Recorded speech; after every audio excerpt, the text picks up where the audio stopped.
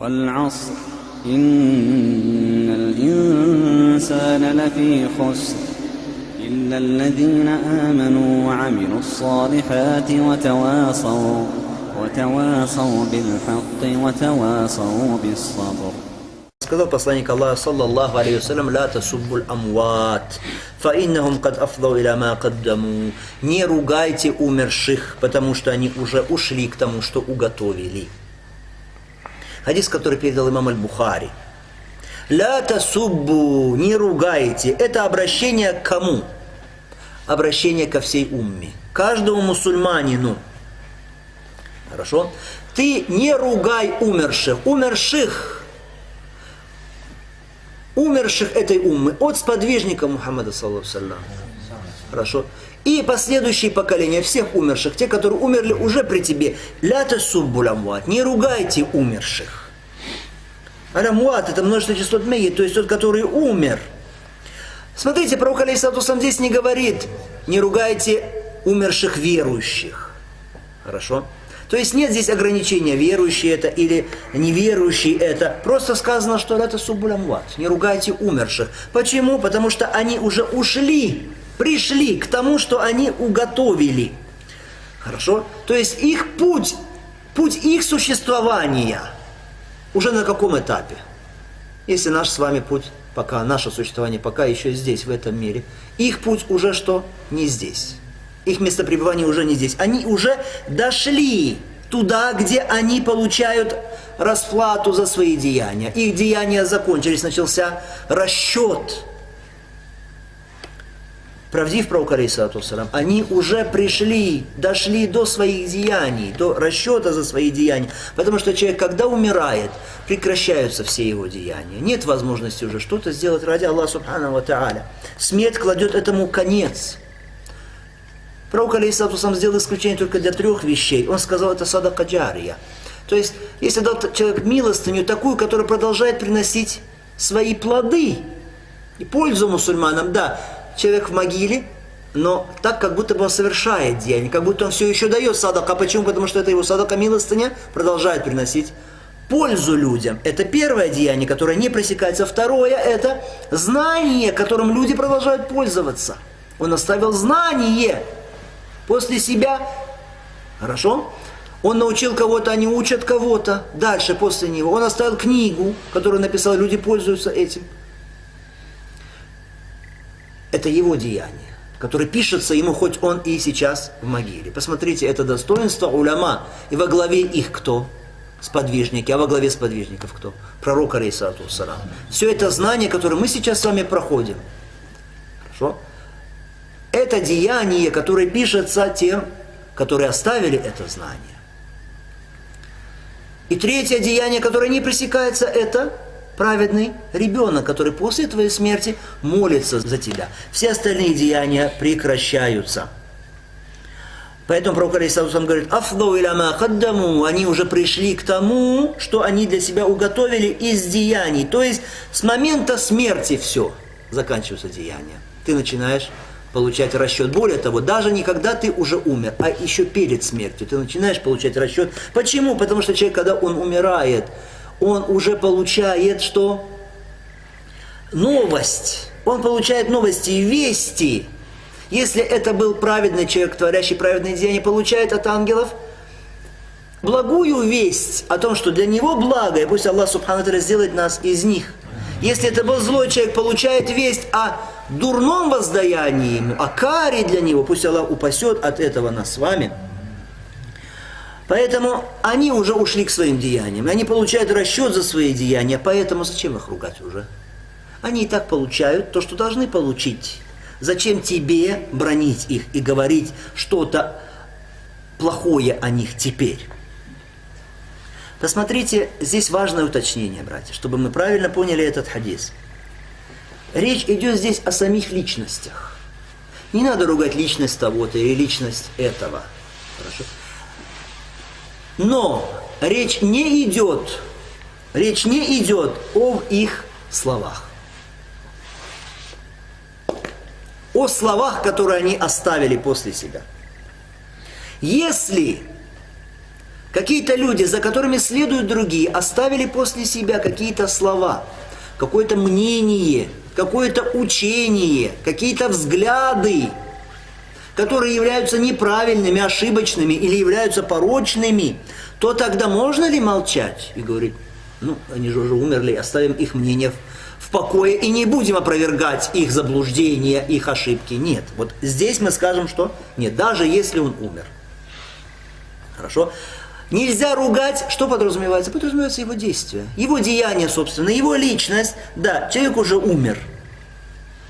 Если человек, например, при жизни много обманывал, много лгал, говорил неправду, когда говорил, или воровал, нужно ли после смерти говорить, он вот был вором, воровал все время, вот там-то украл, вот здесь вот украл свое время он. Или врал, когда говорил, да, вот помню, в таком-то году вот он сидел, лгал мне вот здесь вот. Нужно? Нет, не надо, потому нет в этом нужды уже никакой. Он уже ушел к тому, что уготовил. Какая польза сейчас порочить этого человека? А если же он оставил после себя какое-то мнение, произнес какие-то слова, хорошо, это распространилось в умме, это мнение распространилось среди мусульман, хорошо, или он вынес какой-то хукм, какое-то законоположение, какое-то установление в религии, это распространилось в уме после его смерти, молчать об этом можно или нет? Нет. В таком случае, что обязательно нужно давать опровержение, указывать на неправильность этих слов, этого мнения, этих убеждений, хорошо, или этого хукма, этого положения. Поэтому ученые, они с древних времен и по сей день, они продолжают, что указывать на ошибки в акиде, хорошо, или в фикхе. Пусть это будут ошибки людей, которые что, умерли уже давно. Хорошо? Может быть, умерли уже очень давно. Поэтому мы скажем, что касается личности человека, личных его действий, личных его качеств, то здесь что? Не ругайте умерших. Почему? Потому что нет уже в этом смысла. Они уже ушли к тому, что уготовили для себя из деяний. Что касается каких-то заблуждений, которые остались после них, и люди следуют за этим, то здесь что? Нужно давать опровержение. Нужно показывать умме несостоятельность этих взглядов, этих положений. В некоторых версиях этого хадиса сказано «Фатузу аль-ахья». Не ругайте умерших, обижая таким образом живых. На что это указывает? Если ты ругаешь умершего человека, то ты так или иначе обижаешь его семью, обижаешь его близких, обижаешь его родственников, порочишь их. Таким образом, почему нельзя ругать умерших? Две причины. Пророк алейхиссалам объясняет. Первая причина, потому что они уже ушли к тому, что они уготовили. То есть они уже и так получают воздаяние. Какой смысл тебе их ругать? Нет в этом нужды. И не нужно тебе этого делать. Хорошо? То есть нет пользы. Вот первое объяснение. Первое объяснение – нет пользы. А второе объяснение – есть вред. Какой вред? Ты наносишь вред близким этого человека. Потому что если ты будешь говорить о нем и ругать его, это нанесет, конечно же, что обиду его близким, тем более, если эти люди из праведных рабов Аллаха Субхану ва Тааля. А ты говоришь о их отце или об их матери что-то плохое. Ты обидишь их, причинишь им неудобства. Из выводов этого хадиса запрещенность ругать умерших. Что именно запрещено ругать? Их личности, их что? Личные действия, которые они совершали, их какие-то личные качества, говорит, а тот очень мало молился, мало совершал намаз, например. После того, как он умер, нужно говорить это? Нет, не нужно говорить это уже. Хорошо? Или говорить, такой-то, такой-то, я знаю, он ходил, посещал нехорошие заведения. Нужно говорить? Нет, не нужно говорить после его смерти. Такой-то, такой-то, знаю, он ходил, пил вино, был пьяница. Нужно говорить? Нет, не нужно. Отец такого-то был пьяницей. Польза есть в этом? Нет в этом пользы. Но многие люди делают это. Хорошо. Во-первых, в этом нет пользы, а во-вторых, что это вредит родственникам, обижает их.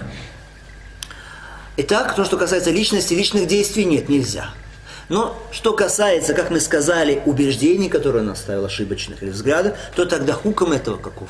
По отношению к исламу, что нужно? Ваджиб. Вот здесь уже ваджиб, что скрывать несостоятельность этого. Особенно, если это был человек, за чьими словами люди следовали.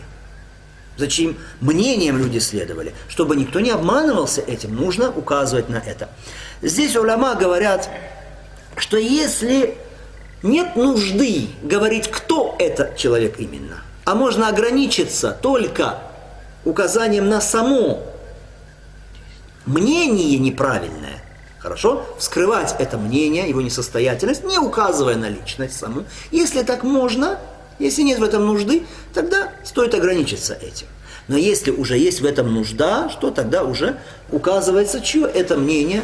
Хорошо, если это уже стало известно, что это мнение этого человека, и люди следуют за ним, потому что это личность, за которой следуют.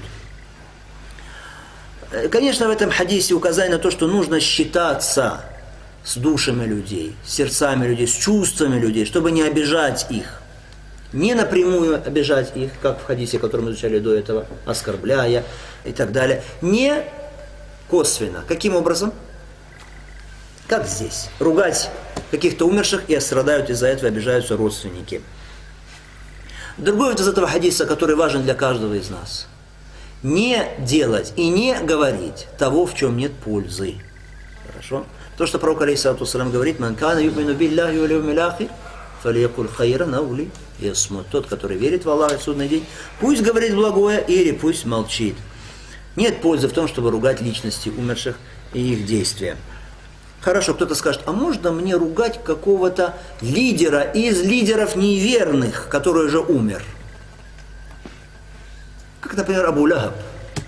Абу Лахаб. Можно ли его ругать? Что мы скажем? Мы скажем нет. Нет, потому что хадис, он имеет смысл какой? Общий. Сказано, не ругайте умерших, потому что они уже ушли, что? К тому, что они уготовили из деяний. Но здесь есть одно уточнение. То, что касается его личных дел, личных деяний, что он был такой-то, и такой-то, и такой-то, такие-то у него были качества, и такие-то были качества, и такие-то вещи он делал, такие-то вещи. Здесь что? Его личные деяния, его личность мы что? Не трогаем. Это он уже ушел к тому, что уготовил для себя. Но, что касается тех обид, которые он наносил пророку, алейхиссалату вассалам, то здесь да, то здесь мы говорим. Здесь мы говорим, потому что этот человек много вредил посланнику Аллаха, саллаллаху алейхи ва саллям, мучил пророка, алейхиссалату вассалам. Для чего мы говорим это? Чтобы не повадно было другим, чтобы это было назидание для всех. Чем заканчивается оскорбление, наносимое пророку, алейхиссалату вассалам? Итак, мы говорим в отношении каждого неверного, который ругает пророка, алейхиссалату вассалам, хорошо, ругает религию, ругает сподвижников и так далее. То есть, когда в этом есть какая-то необходимость, касающаяся общих интересов мусульман, чтобы разъяснить им. Если есть какой-то неверный, всякий неверный, кем бы он ни был, какая ни была бы личность из числа неверных, его лично, мы говорим, не нужно. Не нужно ругать, хорошо? Потому что он уже умер и получил то, что он сделал при своей жизни. Но если это касается общих интересов уже мусульман, хорошо? Как, например, он какие-то слова произносил, какие-то мнения оставил после себя, какие-то взгляды оставил после себя, какие-то идеологии оставил после себя. И люди за ним идут и могут последовать. Вот тогда мы скажем, что можно. Вот тогда можно уже непосредственно применять эти слова в отношении этого человека. Хорошо? Но опять же мы говорим, то есть получается, что касается это чего? Касается уже его самих слов, да? Слов и предостережения от этого, его идеологии, его взглядов, его действий. Как бы не самой личности уже что умершего. Это что касается данного хадиса.